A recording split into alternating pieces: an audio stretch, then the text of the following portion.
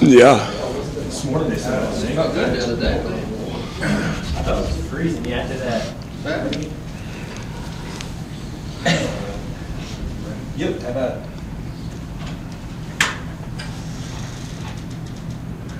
Are we good? Go. Yep.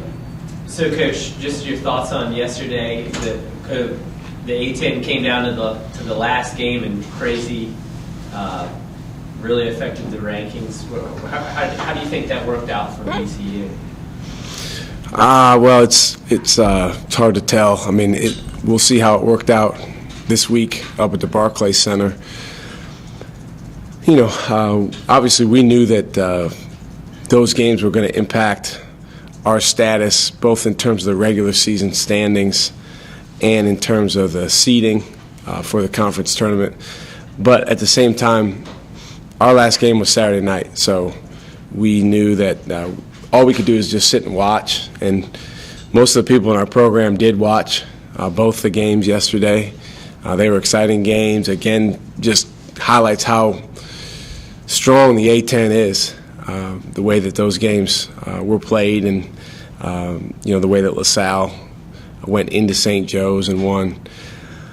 So for us, now we know our seed. Now we know who we're going to play, we're going to play one of two teams that we'll watch this week and get ready for, and then see who wins on Thursday and be ready to play Friday at 6:30. Coach, what is this time of year like for you and your staff and your players?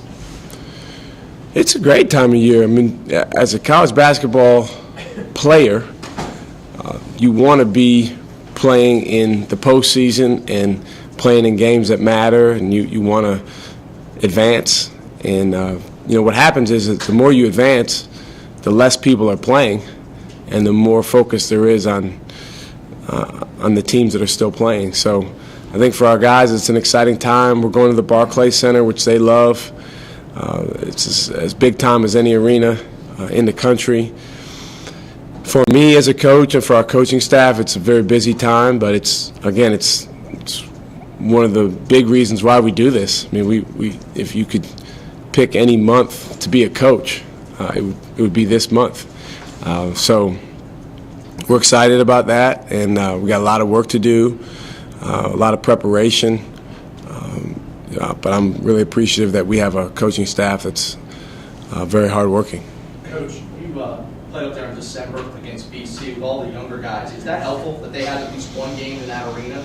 I think it's good to have a familiarity there, and we also played well in that game, particularly in the second half. So I think it's a good memory for our guys, and something that you can use all the games that you've previously played, both in the current season and past seasons. You can use those as experience, and you can put them in your back pocket and pull them out when you need them. But that doesn't win the game by itself. So you still have to go out and play well and do the things that go into winning. I realize you guys will divvy up the scouts and that sort of thing as far as the coaching staff goes. But how do you prep the players this week? How do you handle practice this week as far as the players go, when you won't know who you're going to be playing until Thursday night? Well, we'll focus on Richmond and Duquesne because we're going to play one of those two teams. Last year, it was the same situation. We were the 2 seed. We were going to play 7 or 10. Last year, it was Xavier was the 7, St. Joe's was the 10, and they're both talented teams. They're both teams that we had close games with in the regular season. So we spent our week of practice preparing for both, but more so just getting our team ready to play the best VCU basketball that we could. And then that game ended up going down to the wire, and the 10 seed was St. Joe's. They ended up beating Xavier. So I don't think you ever want to assume anything. You got to be ready for whoever. Coach, the chance to, I know you're not looking past Duquesne at all, but the chance to rematch Richmond, a possible round 3 between you guys, how cool is that from a rivalry standpoint, the chance that you guys could meet again? Yeah, again, you never want to assume anything. I'm not going to address any specific opponent that we just don't know we're going to play. We're going to be ready for Richmond and Duquesne, and then whichever one of them we play, our guys will be excited. I'm sure it'll be a challenge just because everyone's going to be playing at a high level up there.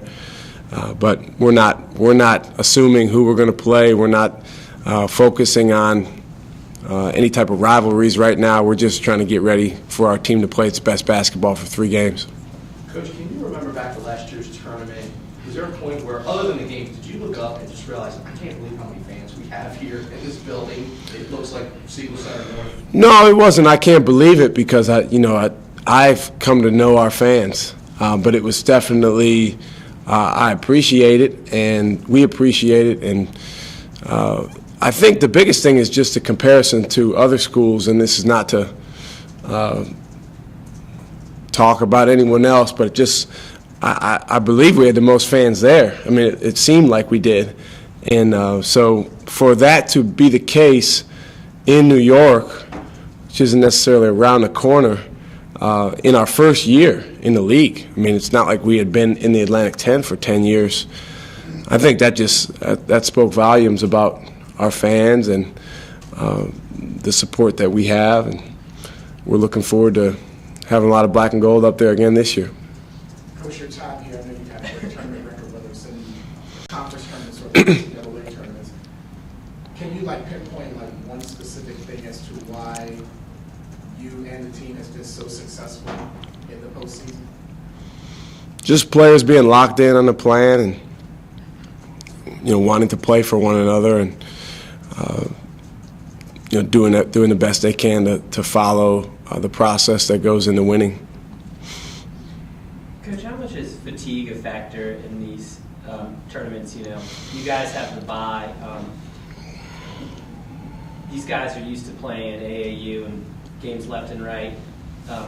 Obviously, people say, well, BC has an advantage. Some teams going to have to play them after playing a game the day before. But as a former player and just a coach who knows these guys, how much is fatigue really a factor?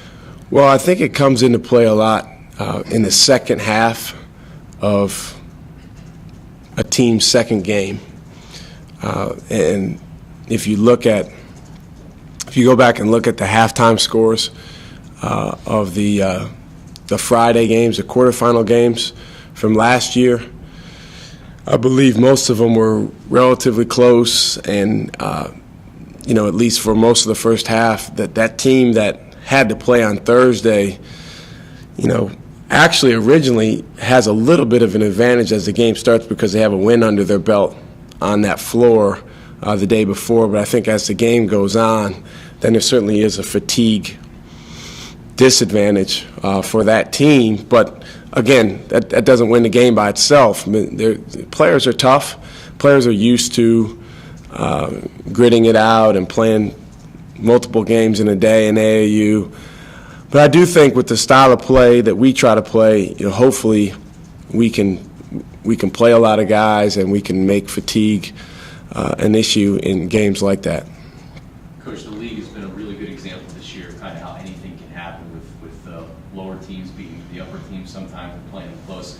LaSalle beating St. Joe's yesterday, latest example. Does it make it all that more exciting, do you think, for the fans to have this conference where, anything can happen for kind of? I think it's exciting. I think it's going to be a very exciting conference tournament. I think a lot of people are going to come out and watch. And, even if you look at the games that will be played on Thursday, and that's before even the quarterfinals on Friday, there's some really good matchups and there's some good basketball that's going to be played. So it would be tough to determine exactly who's going to win those games.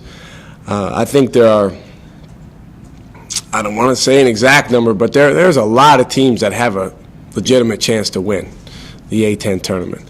And I think if anyone went in saying, we know exactly what's going to happen, either they have a crystal ball or they're lying. So it's going to be a lot of fun. And, for us, we're going to focus on one game at a time. And this week, just try to get our guys ready to play high-level basketball.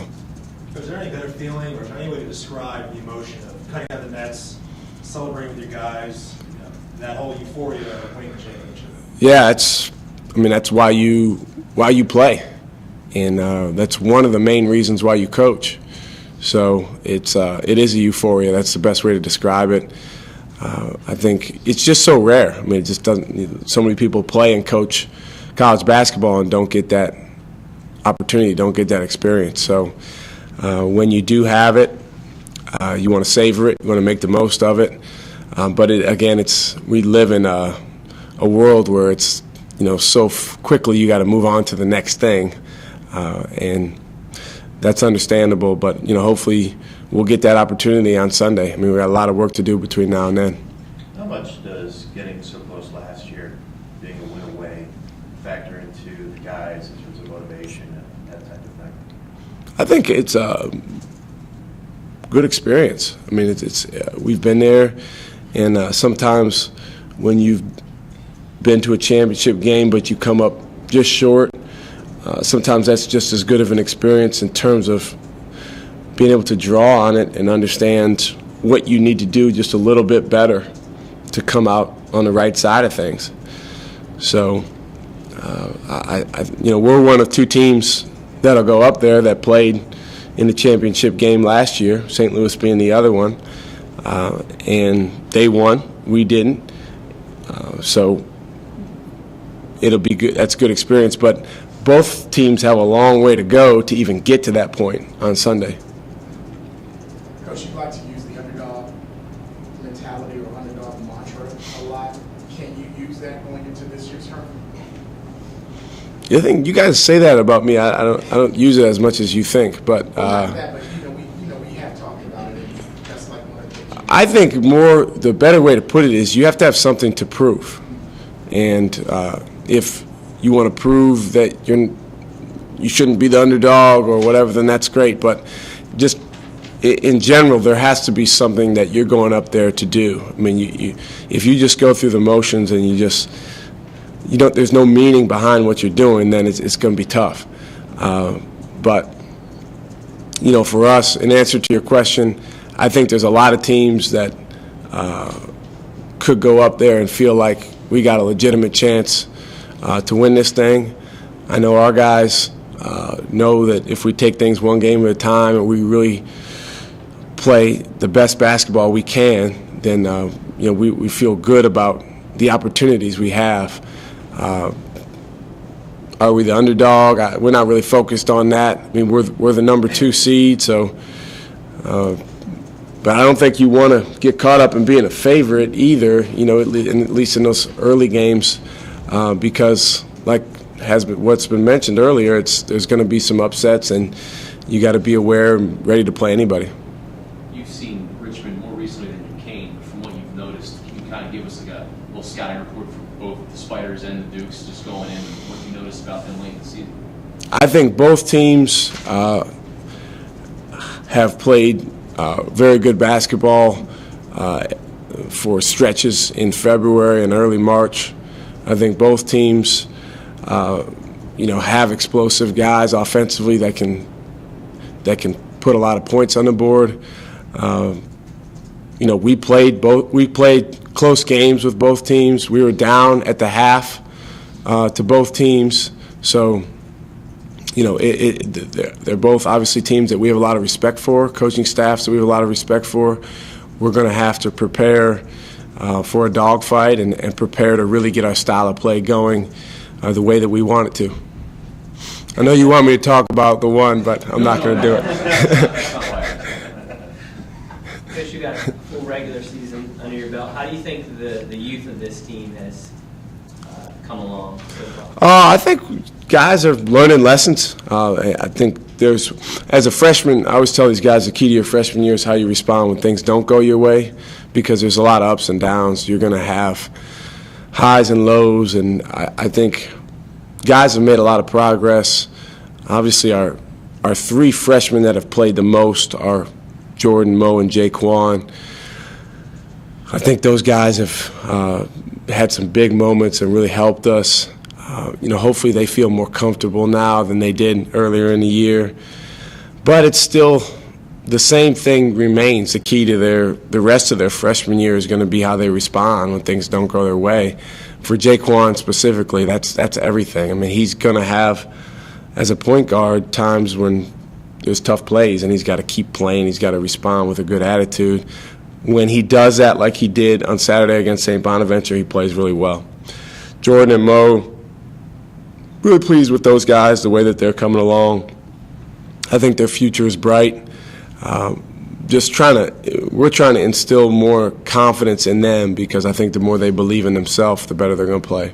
Mo's definitely, obviously around here, everyone knows him for his defense, the chant and all that, but he's shooting like 76% over like the last 6 or 7 games. Can you talk about just his offensive game and how controlled he's actually playing?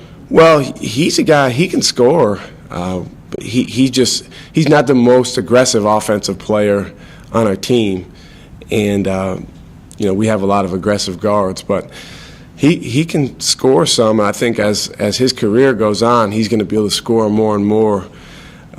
It's not the number one thing we ask from him, but it is certainly a big bonus when he does it. I mean, that basket he had on Thursday night, I believe it was a tie score, a very, very tight game, and he put a big bucket up for us. Those are huge. So we want him to demand the ball more and more. We want to throw him the ball and for him to go get it.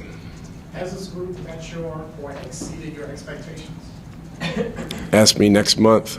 I mean, it's too early to say that. I think in the regular season, first of all, we play the toughest schedule that we've played certainly since I've been here. And if you go back and look at VCU schedules for decades, I don't think that you'll find one that has been as competitive as ours, particularly on the road. If I'm not mistaken, we played the top 7 teams in the league other than us, all on the road this year. And it just kind of fell that way. So, plus we played UVA, at Belmont, at Northern Iowa, who are all very, very good teams. So I think for us to finish the way we finished and be able to have the number of quality wins we have, I think our guys have done a good job. But we're certainly not satisfied. We want to keep getting better, and this is the most important time of the year. So that's why I said ask me when all this is done. Going back to when you talked about your schedule, how can playing a schedule as daunting as you have played help you when you get into March? I think that the teams that have gone on the road and learned a lot about themselves and found out how to win on the road, those teams are going to have an advantage in the month of March. Obviously, all the games are neutral, or supposedly neutral. Our game against Michigan last year wasn't so much, but I think going away from home, you have to learn how to win. It's a little bit different. You don't have the energy of your home crowd.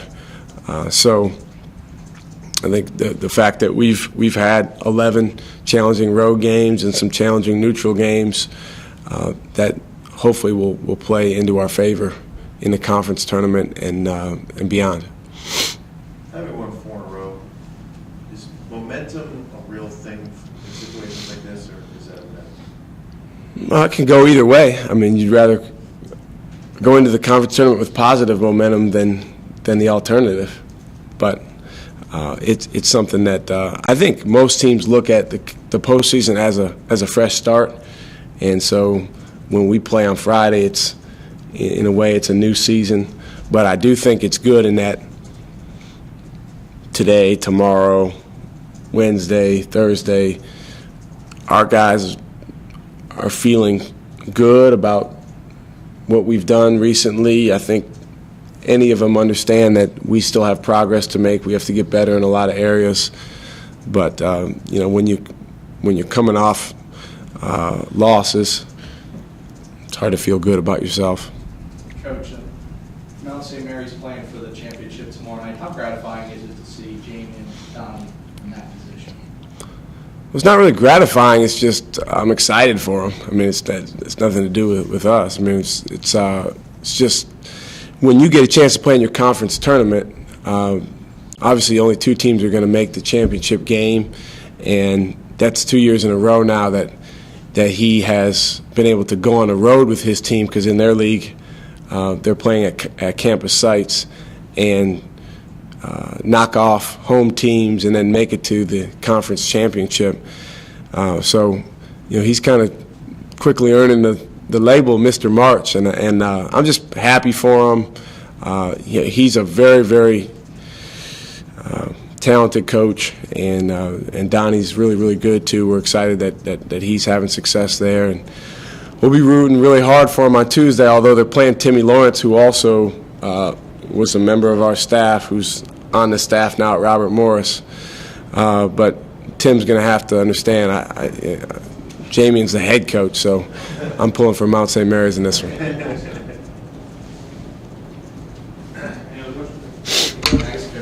Thanks.